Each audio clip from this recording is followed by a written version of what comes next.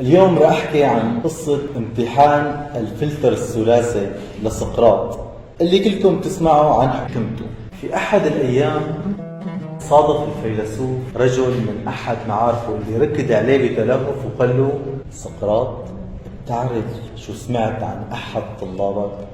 فرد سقراط: انتظر لحظة، قبل أنك تخبرني بدي أطلب منك أنه تجتاز امتحان صغير يدعى امتحان الفلتر الثلاثي. يعني بدنا نفلتر كلامك أي نصفي الحديث. الفلتر الأول هو فلتر الصدق.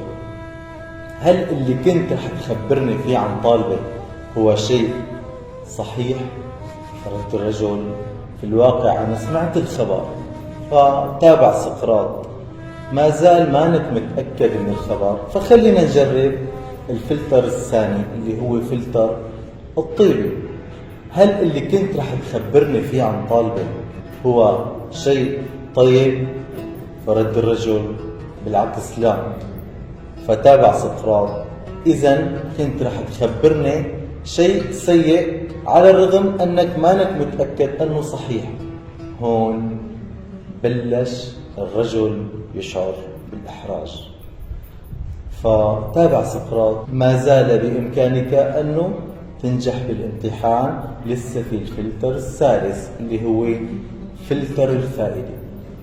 هل اللي كنت رح تخبرني فيه عن طالبك هو شيء مفيد؟ فرد الرجل: في الواقع لا. فتابع سقراط: إذا كنت رح تخبرني الشيء غير صحيح ولا طيب ولا ذو فائدة أو قيمة، فليش عم تخبرني فيه من الأساس؟ هون سكت الرجل وشعر بالهزيمة والإهانة. العبرة من القصة أنه قديش نحن اليوم بحاجة لفلتر سقراط قبل أن نظلم الخلق بأخبار غير صحيحة عنهم، وهيك نحن عم نأذيهم بجهالتنا.